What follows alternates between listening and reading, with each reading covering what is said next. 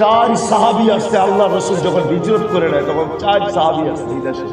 আল্লাহ রসুল বলছে সরল সহজ, এই দেশের মানুষ চার সাহাবী আসছে। দুইজনের কবর চীনে, আবু ওয়াক্কাস, ওয়াহাব ইবনে মালিক। দুইজনের কবর এই জমিনের নিচে। এই জন্য এই দেশের জন্য কয়দিনের ইতিহাস জানেন বাংলাদেশের?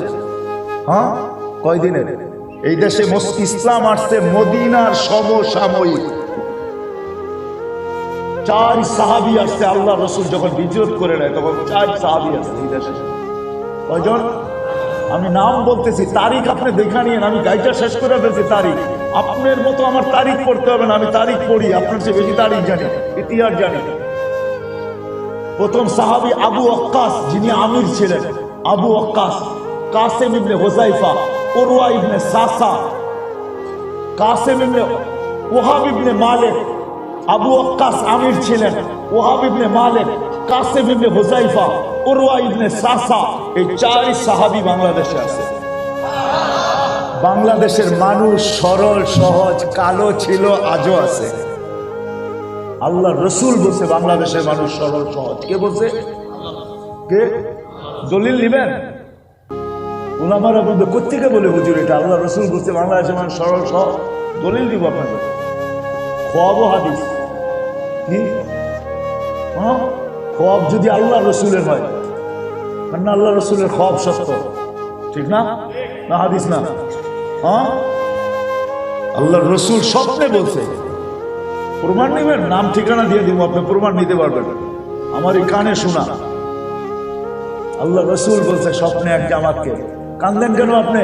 বলছে বাংলাদেশের সরল সহজ উন্মতের জন্য কাঁদি। বাংলাদেশের উন্মত কি? সরল সহজ। এই জন্য এই জাতিকে বাংলায় খাওয়া সহজ। এই জন্য বাংলায় খাওয়া কি? বাংলায় খাওয়া কি? সহজ। সরল সহজ যদি না হইতো আপনি বাংলায় খাইতেন এদেরকে। বাংলায় খাওয়া সহজ। আবার যদি সরল সহজ খেপে তাহলে ওরে আবার সামলানো সহজ, কঠিন। ওরে সামলানো আর কি সহজ? হাত পাগলা যদি চেতলো তাহলে খবর আছে। আল্লাহ রসুল বলছে সরল সহজ। এই দেশের মানুষ চার সাহাবী আসছে। দুইজনের কবর চীনে, আবু ওয়াক্কাস, ওয়াহাব ইবনে মালিক। দুইজনের কবর এই জমিনের নিচে। এই জন্য এই দেশের জন্য দোয়া করেন। এই দেশের ইতিহাস বহুত পুরাতন। এই দেশের ইতিহাস বহুত পুরাতন। যারা বলে মাদ্রাসার ইতিহাস নতুন, ওরা জানেই না। সোনারগাঁও নারায়ণগঞ্জের ভিতরে না বাইরে?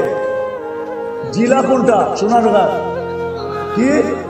হ্যাঁ, 1268 সনে আবু তৈয়ামা মাদ্রাসা করছে, দাওরায় হাদিস পর্যন্ত, ইফতা পর্যন্ত। 1268 সনে, 800 বছরের কাছাকাছি। তো যান 1268 সন লেখা আছে আবু তৈয়ামার এখানে। আমি দেখে আসছি, আপনি দেখে আসেন, বেশি দূরে তো না। সোনারগাঁও আবু তৈয়ামা রহমতুল্লাহ আলাইহি 1268 ইংরাজিতে সোনারগাঁও দাওরায় হাদিস পর্যন্ত, তাখাসসুসাত পর্যন্ত। ছাত্রের সংখ্যা কত ছিল এটা লেখা নাই, কিন্তু আমার ধারণা আবু তৈয়ামার নামের উপরে মনে হয় শত শত না হাজার হাজার ছাত্র হবে। কেননা ইমাম বুখারীর ওই দরজগা যেটা আমি চোখে দেখে আসছি, ওটার ভিতরে এখনো 50,000 ছাত্র বসতে পারে।